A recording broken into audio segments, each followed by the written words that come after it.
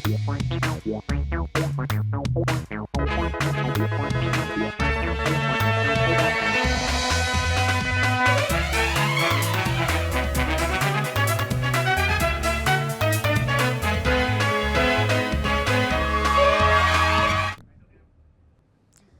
मेरा नाम है जयंती झा और आप देख रहे हैं राष्ट्रीय समाचार। पहले नजर डालते हैं हेडलाइंस पर। गुजरात में कांग्रेस द्वारा नशे के खिलाफ जबरदस्त विरोध। महिला कांग्रेस ने आमरण अनशन पर बैठकर किया गुस्सा जाहिर। ढाणू में मतदान केंद्र के बाहर जोरदार हंगामा, दोनों गुटों में जमकर हुई धक्का मुक्की। फडणवीस ने दिया कोर्ट के जजमेंट पर बयान, कहा मैंने पढ़ा नहीं है पर कोर्ट ने जो फैसला दिया है, चुनाव आयोग गलतियों में सुधार लाए, ऐसा मेरा कहना है। भाई वीरेंद्र का भाजपा पर हमला, कहा हम 5 पांडव की तरह हैं जो कौरवों की विशाल सेना का नाश करेगा। विधायक गायत्री देवी ने असदुद्दीन ओवैसी की पार्टी को चेताया, कहा चिंता न करें, मुख्यमंत्री नीतीश कुमार पूरे बिहार को विकसित बिहार बना रहे, सीमांचल छूटा हुआ नहीं है। गुजरात में कांग्रेस द्वारा नशे के खिलाफ जबरदस्त विरोध प्रदर्शनों का दौर जारी है। इसी बीच सूरत महिला कांग्रेस पार्टी ने ड्रग्स, अवैध शराब और जुए के खिलाफ कड़ा विरोध जताया। महिला कांग्रेस के कार्यकर्ताओं ने आमरण अनशन पर बैठकर राज्य सरकार के खिलाफ अपना गुस्सा जाहिर किया। उनका आरोप है कि गुजरात में नशे का कारोबार लगातार बढ़ रहा है, लेकिन सरकार इस पर लगाम लगाने में नाकाम साबित हो रही है। महिला कांग्रेस का कहना है कि युवा पीढ़ी नशे की लत में बर्बाद हो रही है और प्रशासन आंखें मूंदे बैठा है। लेकिन विरोध शुरू होने से पहले ही पुलिस एक्शन में आई और प्रदर्शन स्थल से सभी महिला कांग्रेस कार्यकर्ताओं को रोककर थाने ले जाया गया। कांग्रेस नेताओं ने इस कार्यवाही को लोकतांत्रिक अधिकारों का हनन बताया है। उनका कहना है कि सरकार विपक्ष की आवाज दबाने की कोशिश कर रही है, लेकिन आंदोलन आगे और तेज किया जाएगा। ढाणू में मतदान केंद्र के बाहर जोरदार हंगामा हुआ। शिवसेना शिंदे गुट के नगराध्यक्ष पद के उम्मीदवार राजेंद्र माछी और भाजपा कार्यकर्ताओं के बीच विवाद हो गया, जिसके बाद दोनों गुटों में धक्का मुक्की तक हुई है। जिस तरीके की तस्वीरें सामने आ रही है वो हैरान कर देने वाली है। तस्वीरें इस वक्त आप अपनी स्क्रीन पर देख पा रहे होंगे। सूत्रों की माने तो भाजपा कार्यकर्ताओं द्वारा मतदान केंद्र के अंदर बड़ी संख्या में भीड़ जमा करने की वजह से ये विवाद शुरू हुआ था। जैसे समय आगे बढ़ा, स्थिति बिगड़ती चली गई। स्थिति बिगड़ते देख राजेंद्र माछी आक्रामक हो गए।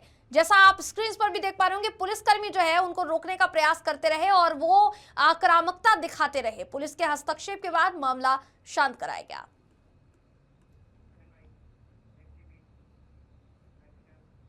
महाराष्ट्र में वर्तमान में चुनाव को लेकर लगातार अलग अलग खबरों के बीच अदालत के फैसले पर और चुनाव आयोग को सलाह देने को लेकर मुख्यमंत्री देवेंद्र फडणवीस का बयान सामने आया है। उन्होंने क्या कहा, सुनाते हैं, सुनिए। नाही, पण तो जर खंडपीठाने दिलेला निकाल असेल तर तो सर्वांना मान्यच करावा लागेल। पण आता जवळपास गेले 25-30 वर्ष किंवा त्याहीपेक्षा जास्त मी स्थानिक स्वराज्य संस्थांच्या निवडणुका पाहतोय, पण असं पहिल्यांदा घडतंय की घोषित केलेल्या निवडणुका पुढे चाललेल्या आहेत, त्याचे निकाल पुढे चाललेले आहेत। मला असं वाटतं की एकूणच ही जी काही सगळी पद्धती आहे, ही पद्धती काही फार योग्य वाटत नाही। अर्थात खंडपीठ स्वायत्त आहे, त्यांनी निकाल दिला तो सगळ्यांना मान्य करावा लागेल। इलेक्शन कमिशनही स्वायत्त आहे, पण यातनं जे उमेदवार आहेत, जे मेहनत करतात, इतके दिवस प्रचार करतात, त्या सगळ्यांना एक प्रकारे त्याचा भ्रमनिरास होतो आणि सिस्टीमच्या फेलियरमुळे त्यांची काही चूक नसताना त्या ठिकाणी अशा पद्धतीनं या सगळ्या गोष्टी होणं काही योग्य नाही आहे। मला असं वाटतं अजून खूप निवडणुका इलेक्शन कमिशनला घ्यायच्या आहेत। या सगळ्या प्रक्रियेमध्ये निवडणूक आयोगाने सुधार आणला पाहिजे आणि किमान पुढच्या निवडणुकांमध्ये तरी असं होणार नाही हे निवडणूक आयोगाने बघितलं पाहिजे असं माझं मत आहे। राज्य निवडणूक आयोगाची चूक वाटते, कारण ज्या प्रकारे दिवस दिले नाही, अपील केल्यानंतर 3 दिवस द्यायचे होते, त्यानंतर काही निवडणुका पुढे ढकलल्या आणि आता हा निर्णय येतो कोर्टात 24। आता माझं तरी मत असं आहे की मी चूक म्हणणार नाही। माझं मत असं आहे की जो काही विधानसभा में विपक्ष भले ही संख्या में कम हो, लेकिन हम 5 पांडव की तरह हैं जो कौरवों की विशाल सेना का नाश करेगा। ये बयान देते हुए नजर आए हैं राजद के वरिष्ठ नेता भाई वीरेंद्र। राजद नेता भाई वीरेंद्र से खास बात की हमारे बिहार ब्यूरो चीफ एस के राजीव ने। सुनिए उन्होंने क्या कहा। नेता भाई वीरेंद्र इस वक्त हमारे साथ बात करने के लिए मौजूद हैं। वीरेंद्र बाबू, आज प्रेम जी को आप लोगों ने अध्यक्ष बनवा दिया और हम लोग की सहमति भी रही है और सर्वसम्मति से उनको अध्यक्ष पद पर आसीन पर बैठाया गया है। जिंदा बाबू, कहा यह जा रहा है कि पहली बार कोई अति पिछड़ी जाति का नेता जो है वो अध्यक्ष बना है और एनडीए में नीतीश कुमार की बड़ी भूमिका है इसमें। अच्छा, ये पहले बताइए, उसके पहले उदय नारायण चौधरी जी बने थे कि नहीं बने थे? बने थे ना। तो ऐसी बात नहीं है, सारे धर्म के लोगों को, जाति के लोगों को मौका हमारे नेता आदरणीय लालू प्रसाद यादव ने पहले ही दिया था और फिर बने हैं। हमें हमारी शुभकामना है कि जिस पद पर वो आसीन हुए हैं उस पद का गरिमा रखना उनका काम है। लोगों को आवाज उठाने का मौका मिलेगा? एकदम मिलेगा और हम आशा करते हैं कि प्रेम कुमार जी मजे हुए खिलाड़ी हैं और हम समझते हैं कि वो 90 से एमएलए रहे हैं, हम लोग के बड़े भाई की तुल्य हैं। हम लोग भी तो 90 से चुनाव लड़ रहे हैं और उनको पार्टी हमेशा टिकट देती रही, जीतते रहे। हम लोग को पार्टी जिधर जिधर करती रही, तो हम भी 8वीं 9वीं बार एमएलए रहते हैं। कई बार कहा गया सदन में कि विपक्ष जो है वो काफी कमजोर हो गया है। कोई कमजोरी नहीं है। आप महाभारत देखे हैं टीवी पर, सीरियल पर, महाभारत पढ़े भी होंगे। कौरव और पांडव कौन था? कौरव तो बहुत संख्या में थे लोग और पांडव 5 ही थे। तो हम 5 की भूमिका निभाएंगे और कौरव को छाती पर चढ़ के मूंग का दाल दर देंगे। तो ये भाई वीरेंद्र थे, आरजेडी के कद्दावर नेता हैं और इनका साफ कहना है कि प्रेम जी को तो इन्होंने बधाई दी, लेकिन यह भी कहा कि विपक्ष इतना कमजोर नहीं है जितना सत्ता पक्ष समझने की कोशिश कर रहा है। पटना से अपने सहयोगी गांधी के साथ एसके राजीव, राष्ट्रीय समाचार। परिहार विधानसभा से चौथी बार जीतकर आई विधायक गायत्री देवी ने असदुद्दीन ओवैसी की पार्टी को चेताया दिया और चेताते हुए कहा कि ओवैसी की पार्टी के विधायक चिंता ना करें, मुख्यमंत्री नीतीश कुमार पूरे बिहार के विकसित बिहार की कल्पना जो है कर रहे हैं और उसमें सीमांचल छूटा हुआ नहीं है। देखिए उन्होंने क्या कहा। परिहार से विधायक गायत्री देवी हमारे साथ है। एआईएम ने नीतीश सरकार को खुली ऑफर दिया है कि अगर सीमांचल वासियों के अगर भलाई के लिए काम करेंगे तो हम समर्थन देने के लिए तैयार हैं। वो तो सबके लिए काम करते हैं। हमारे मुख्यमंत्री जी पूरे बिहार के लिए काम करते हैं, तो उनको चैलेंज देने से क्या मिलेगा? कुछ नहीं मिलेगा। और जनता की सेवा करते हैं। आज पूरे बिहार में देख रहे हैं 202 सीट लाने के लिए क्या एनडीए ने काम की, एनडीए ने जनताओं के बीच में जाकर काम किए और इसीलिए इतना बहुमत के साथ आज बिहार में सरकार बना है। कि भाजपा से जब अलग होंगे तो हम समर्थन देने के लिए नीतीश जी के साथ हैं। वो सोचते रहते हैं, मन में सोचने के बाद मने मने क्या कहते हैं, मिठाई खाने से थोड़े होगा, खुल के खाइए। मने मने खाने से नहीं होगा। वो नहीं, वो जो बोलते हैं वो नहीं होने वाला है, कुछ नहीं होने वाला है। एसआईआर के मुद्दे पर लोकसभा और राज्यसभा में पूरे बवाल छिड़ा हुआ, विपक्ष लगातार सवाल उठा रहा है एसआईआर पे। देखिए विपक्ष का क्या काम है? विपक्ष के लिए कोई मुद्दा बचा हुआ बिहार में? कोई मुद्दा नहीं है, कोई मुद्दा नहीं। विपक्ष आवाज उठाते रहे और विपक्ष के लिए मुद्दा रह ही नहीं गया। ढूंढ रहा है, खोज रहा है से क्या हम मुद्दा लेके आए तो उठाए। कोई मुद्दा नहीं है। जनता की यहाँ सेवा हो रहा है। हमारी सरकार ने या भारत की सरकार आदरणीय नरेंद्र मोदी या बिहार में नीतीश कुमार ने जो जनता की सेवा किया है, जब दोनों चक्का कहते हैं गाड़ी के पहिया लग चुका है। बिहार में भी काम होगा और देश में भी काम हो रहा है। सब कुछ जान रहे हैं, देख रहे हैं। 9वीं बार के जो विधायक प्रेम कुमार जी को आज अध्यक्ष पद की जिम्मेदारी मिली है, किस तरीके से देख रहे हैं कि सदन को बखूबी से चलाएंगे, क्योंकि उनका पुराना अनुभव? देखिए वो जिस समय वो विपक्ष के भी नेता भी रहे हुए थे और 9वीं बार जो 9 बार विधायक बने, आज मंत्री भी रहे हुए हैं, कितनी बार मंत्री भी रहे हुए हैं। बहुत अच्छे हैं, बहुत अच्छे काम करते हैं, उनका अनुभव है।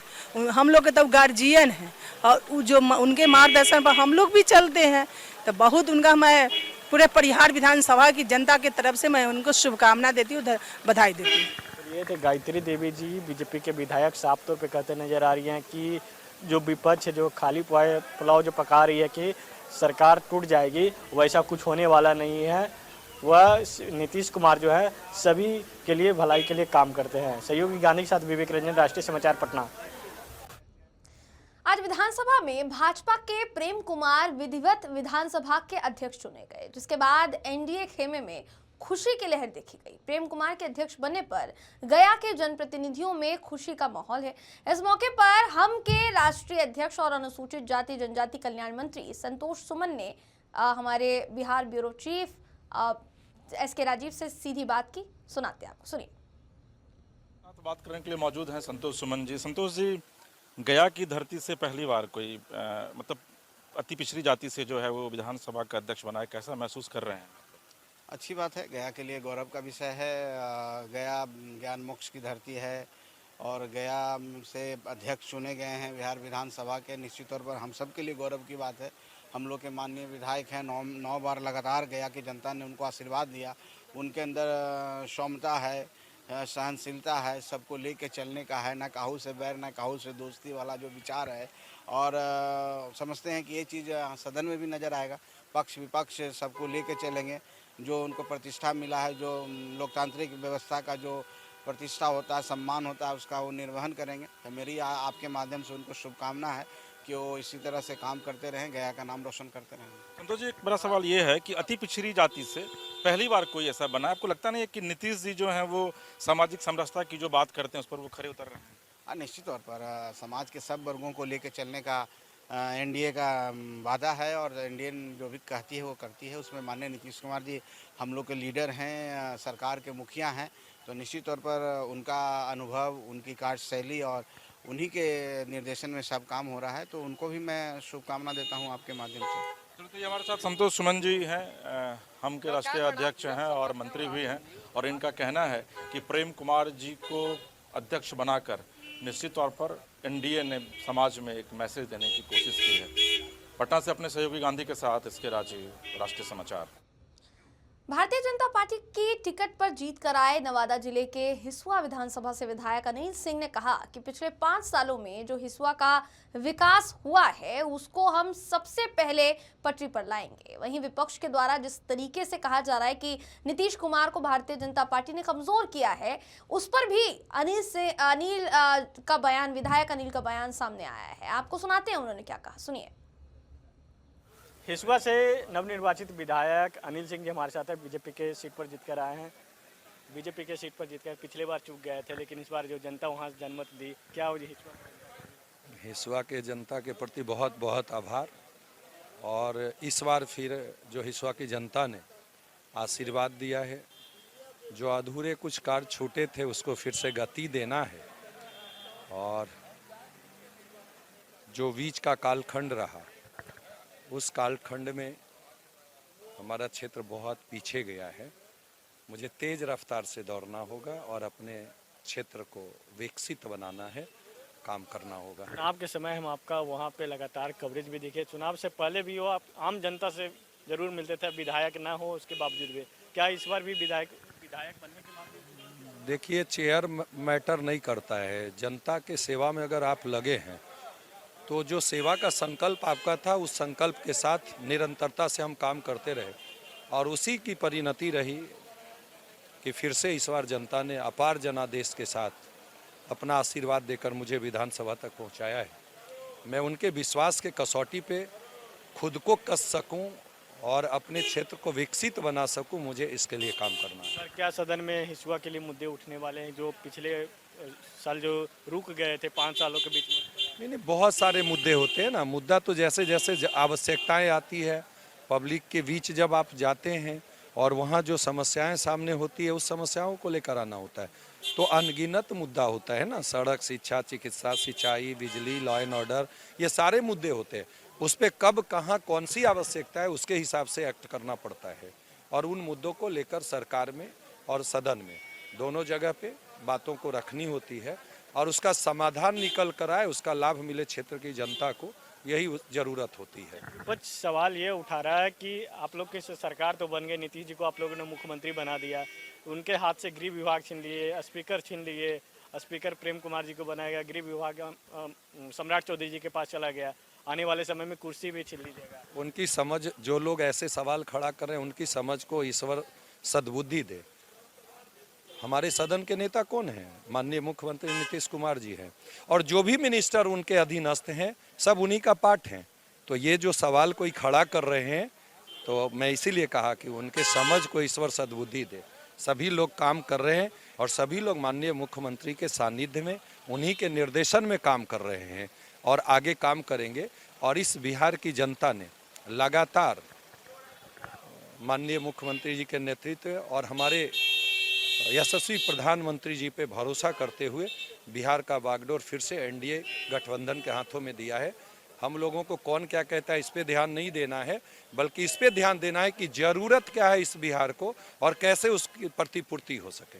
आखिरी सवाल लेंगे, एसआईआर के मुद्दे पर लोकसभा और राज्यसभा में बवाल विपक्ष कर रहा, और बंगाल अगला इलेक्शन बंगाल है, तो ऐसे में कैसे देख रहे हैं? आपसे पूछता हूं कि आप बताएं कि क्या जो आज के दिनों में अब कोई व्यक्ति जो उन दिनों मतदाता सूची में थे आज मृत हो चुके हैं, क्या उनका नाम नहीं कटना चाहिए?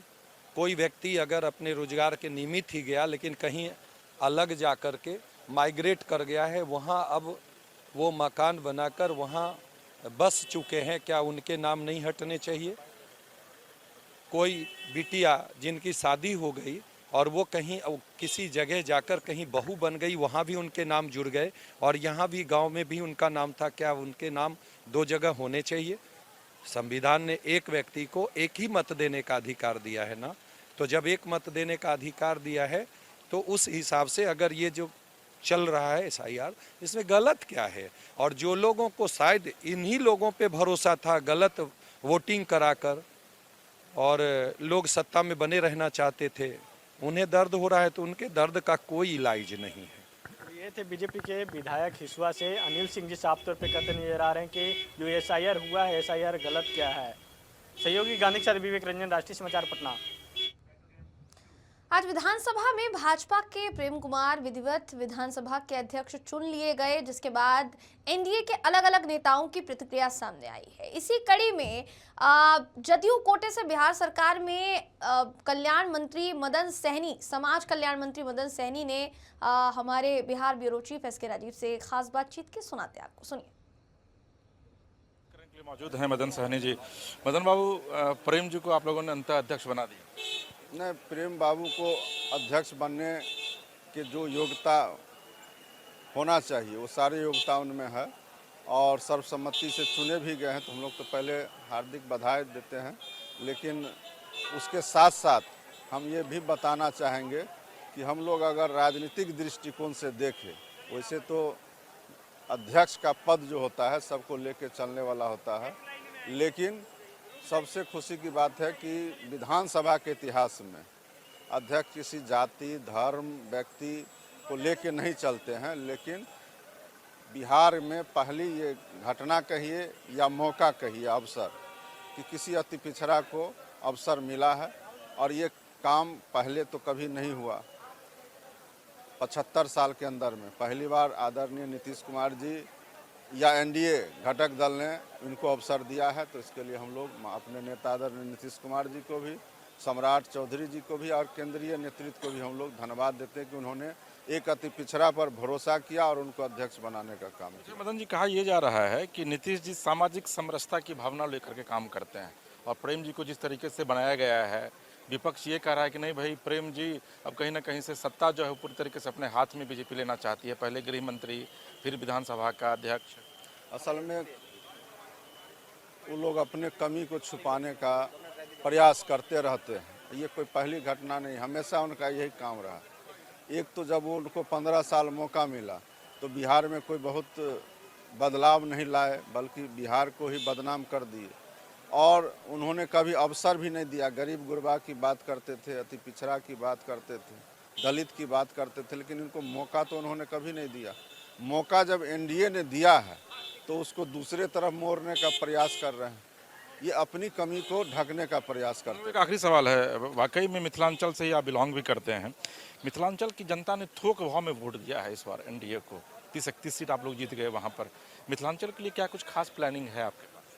नहीं, मिथिलांचल में तो अभी आपको जानकारी होगा कि माननीय प्रधानमंत्री जी बिहार को दूसरा एम्स देने का काम किए, और मुख्यमंत्री जी वो दूसरा एम्स दरभंगा जिला को दिए। उसके बाद जो है वहाँ एलिवेटेड सड़क बन रहा है, 2 केंद्रीय विद्यालय दरभंगा में बन रहे हैं, और वो सभी हमारे विधानसभा। अभी जो माननीय मुख्यमंत्री जी ने घोषणा किए हैं कि हम यहाँ रोजगार लगाने का, उद्योग लगाने का काम करेंगे और यहाँ के युवाओं को 1 करोड़ युवाओं को रोजगार देंगे, उस दिशा में भी दरभंगा जिला में 385 एकड़ ज़मीन खरीदी गई है। पहले से जो उद्योग के लिए ज़मीन है वो तो है ही, अभी 385 एकड़ खरीदी गई है, और सरकार का तो शर्त ही है कि हमको आपको ज़मीन मुफ्त में हम मुहैया कराएंगे, आप यहाँ बदले में यहाँ के युवाओं को रोजगार दीजिए। तो उस दिशा में तो काम तेजी से बढ़ गया है और हमको पूरा भरोसा है कि अगर मुख्यमंत्री जी जो कहते हैं वो करते हैं, और इसी भरोसा पर तो आज तक खरा उतरे हैं, इसलिए लोग उन पर विश्वास भी करती आ रही है। धन्यवाद आपका। तो ये बिहार सरकार के मंत्री मदन सहनी थे, जिनका साफ कहना था कि पहली बार कोई अति पिछड़ी जाति से बिहार विधानसभा का अध्यक्ष बना है और आने वाले दिनों में सदन के साथ साथ पूरे प्रदेश को चलाने में अध्यक्ष की एक बड़ी भूमिका होगी। पटना से अपने सहयोगी विवेक और कैमरा पर्सन गांधी के साथ एसके राजीव, राष्ट्रीय समाचार। नवीनगर से बहुत कम वोटों से जीत कर आए जनता दल यूनाइटेड के विधायक चेतन आनंद ने कहा कि नवीनगर की जनता को हम पहले धन्यवाद देते हैं, जिन्होंने हमें आशीर्वाद दिया। हम उनके हर दुख सुख में साथ रहेंगे। इसके साथ ही लोकसभा और राज्यसभा में विपक्ष के सांसदों द्वारा जिस तरीके से एसआईआर के मुद्दे को लेकर हंगामा किया जा रहा है, उसको लेकर भी उन्होंने कहा कि बिहार में इन लोगों की बोलती बंद हो गई और आगे बंगाल में भी बोलती बंद हो जाएगी। सुनिए। नगर के विधायक चेतन आनंद जी हमारे साथ हैं। पिछले बार आरजेडी के विधायक थे, इस बार जदयू के विधायक सदन में दूसरी बार पहुंचे। आप किस तरीके से अनुभव करते हैं? बिल्कुल, सेकेंड टाइम कोई भी अगर पहुंचता है तो अच्छा लगता है। हमें भी अच्छा लग रहा है कि हम दूसरी बार जीत करके दूसरे जगह से, है ना, पहले शिवहर से थे, अब नवीनगर हमको जिम्मेवारी मिली है। उस जिम्मेवारी को हमारा यही लक्ष्य रहेगा कि जो जिम्मेवारियाँ हैं उसको हम पूरा करें। बहुत कम अंतर से बिल्कुल नया जगह था पार्टी का, वहाँ पर हमें आदेश मिला उधर चुनाव लड़ने का। पिछले बार पार्टी वहाँ पर सीट नहीं निकाल पाई थी, इस बार पार्टी को हमने सीट निकाल करके दिया। एसआईआर के मुद्दे पर लोकसभा और राज्यसभा में जहाँ तक कि आप बोलते हैं कम अंतर, तो ये भी मैं बता देता हूँ 80,000 वोट कभी नवीनगर में किसी को नहीं प्राप्त हुए थे। इस बार ज़रूर गोलबंदियाँ हुई, लेकिन अब हम 100% के विधायक हैं, जो वोट दिया उसके भी और जो नहीं दिया उसके भी।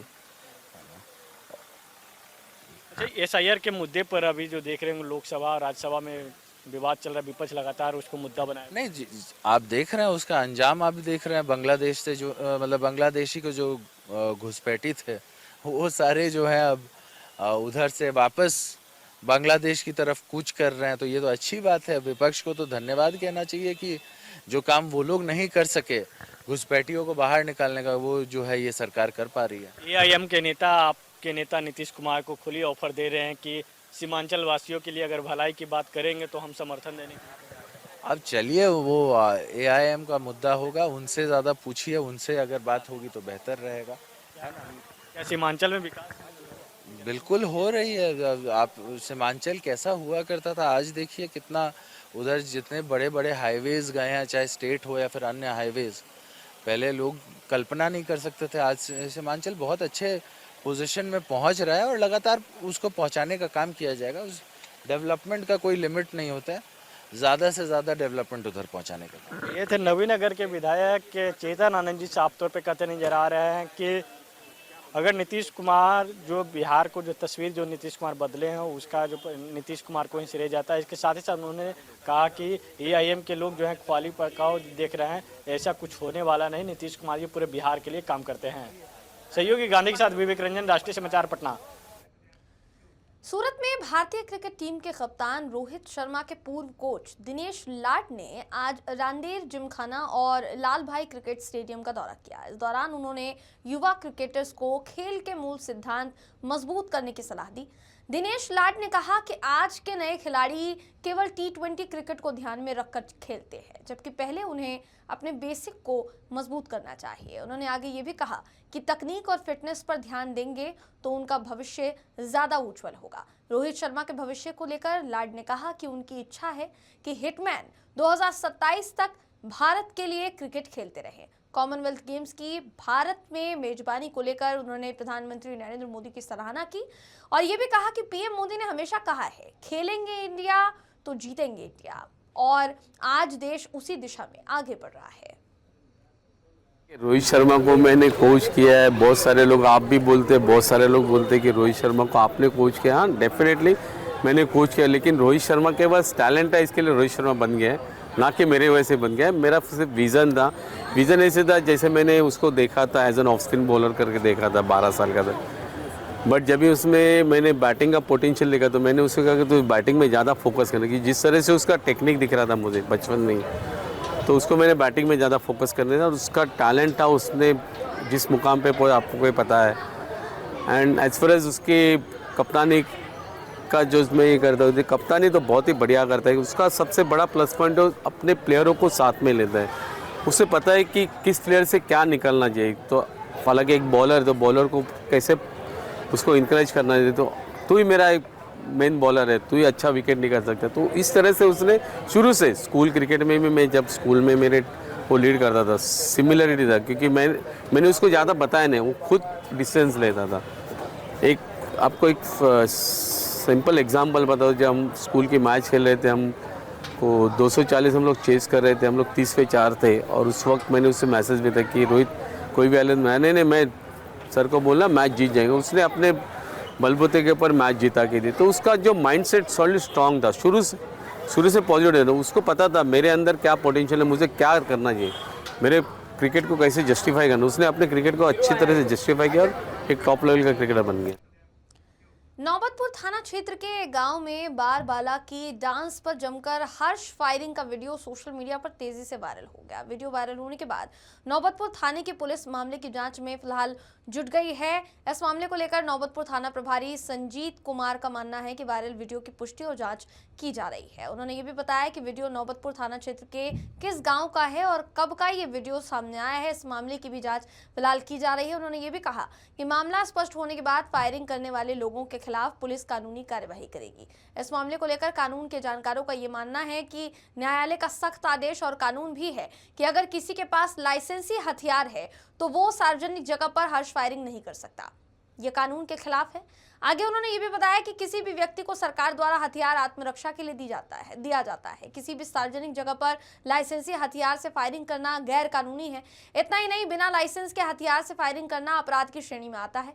हॉर्स फायरिंग को लेकर यह मामला सामने आया है कि नौबतपुर थाना क्षेत्र के रामचरण छतरी गांव में एक राजनीतिक पार्टी के परिवार में तिलक समारोह का आयोजन किया गया था और इस तिलक समारोह में बड़े पैमाने पर बार बाला के डांस का आयोजन किया गया था। देर रात चला ये डांस जो है, ये बीच हर्ष फायरिंग जो है, उसका वीडियो सोशल मीडिया पर तेजी से वायरल हो गया।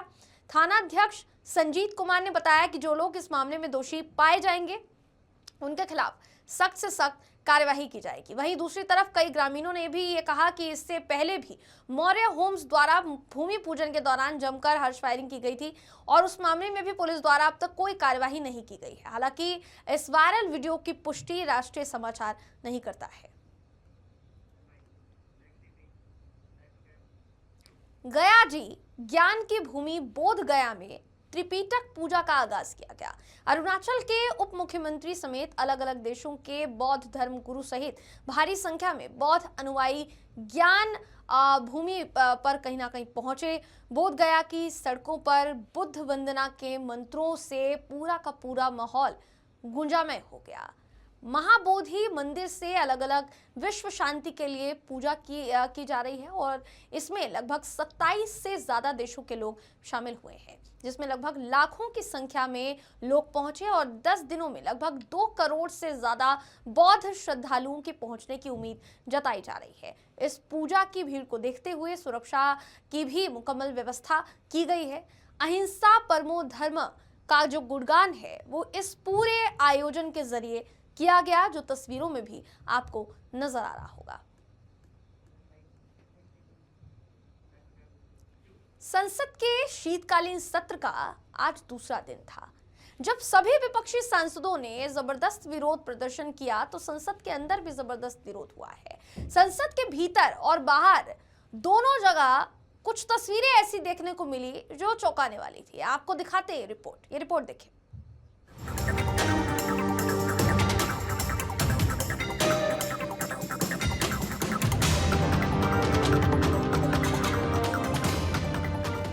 संसद का शीतकालीन सत्र शुरू हुआ, लेकिन बहस से ज्यादा शोर शराबा हावी रहा। विपक्ष एसआईए पर तुरंत चर्चा की मांग कर रहा है। सरकार तैयार है, लेकिन कह रही है समय सीमा मत थोपो। लोकसभा में विपक्ष बेल में पहुंच गया, नारे लगे, प्रश्नकाल चलता रहा। इसी बीच वंदे मातरम के 150 साल पूरे होने पर 10 घंटे की चर्चा की तैयारी है और संचार साथी ऐप पर सबसे बड़ा विवाद मचा हुआ है। चलिए शुरू करते हैं आज के पूरे घटनाक्रम से। लोकसभा की कार्यवाही शुरू होते ही विपक्षी सांसद नारेबाजी करते हुए बेल में पहुंच गए। विपक्ष की मांग SIR पर तुरंत चर्चा। सरकार का जवाब है चर्चा के लिए तैयार है, लेकिन चर्चा को लेकर शर्तें नहीं चलेंगी। खड़गे ने कहा हम लोकतंत्र को बचाने और अन्याय के खिलाफ आवाज उठा रहे हैं, जबकि बीजेपी सांसद शशांक मणि त्रिपाठी ने पलटवार करते हुए कहा विपक्ष बिहार चुनाव की हार से निराश है। SIR पर बहस होगी, लेकिन प्रश्नकाल में हंगामा गलत है। सूत्रों के मुताबिक विपक्ष ने प्रस्ताव रखा कि SIR शब्द की जगह अगर सरकार चाहे तो इलेक्टोरल रिफॉर्म लिखकर भी चर्चा कर सकती है। सरकार इस फॉर्मूले पर विचार कर रही है और इसे बिजनेस एडवाइजरी कमेटी में रखा जा सकता है। विपक्ष सुबह संसद परिसर के मकर द्वार पर लगातार दूसरे दिन प्रदर्शन करता नजर आया। सत्र में एक और बड़ा भविष्य है वंदे मातरम पर लंबी चर्चा। वंदे मातरम के 150 साल पूरे होने पर सदन में 10 घंटे की चर्चा का प्रस्ताव सामने आया है।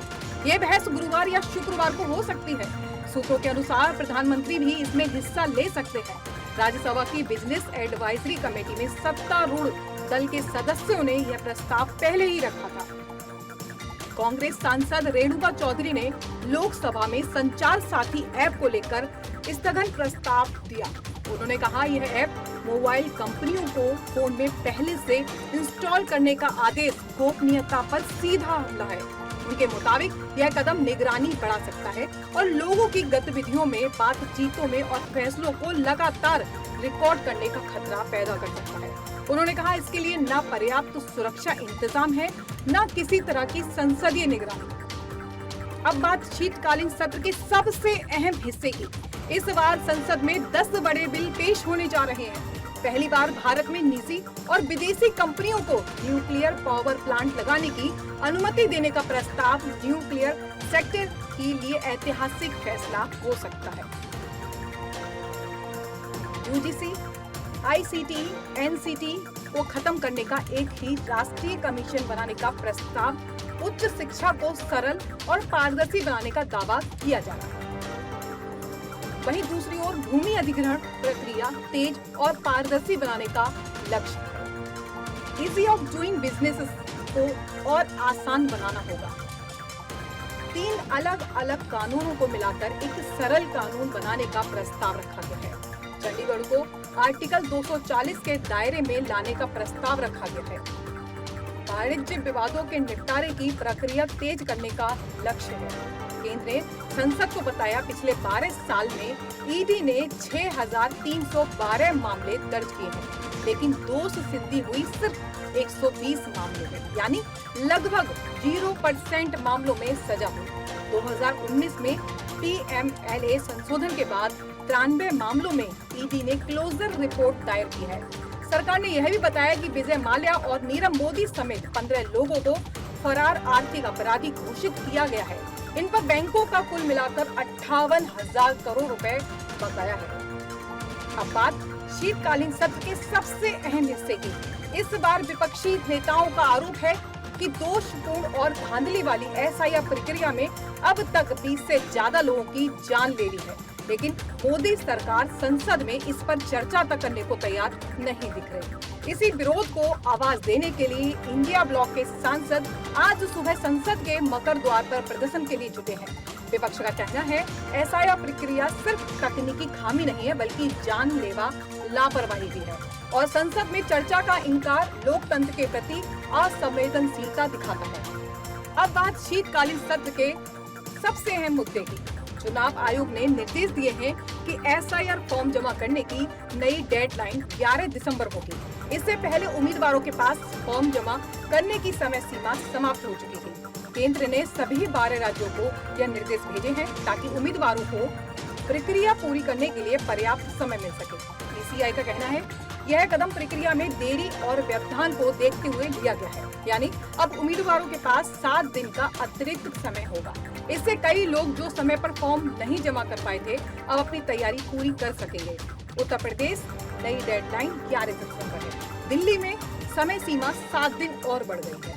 अन्य 10 राज्यों में सभी को 7 दिन का अतिरिक्त समय दिया गया है। चुनाव आयोग ने कहा है कि सभी राज्यों में फॉर्म जमा करने की प्रक्रिया अब सुचारू रूप से चलेगी और उम्मीदवारों को किसी तरह की परेशानी नहीं होगी। तो संसद के सत्र का दूसरा दिन भी एसआईआर पर टकराव, गोपनीयता पर सवाल, न्यूक्लियर पॉलिसी में बड़ा बदलाव और ईडी के आंकड़ों पर नई बहस। अब नजर इस बात पर है कि क्या सरकार और विपक्ष एसआईआर पर चर्चा के फॉर्मूले पर सहमति बना पाएंगे या हंगामा यूं ही जारी रहेगा। फिलहाल आगे बढ़ते हैं बाकी खबरों में।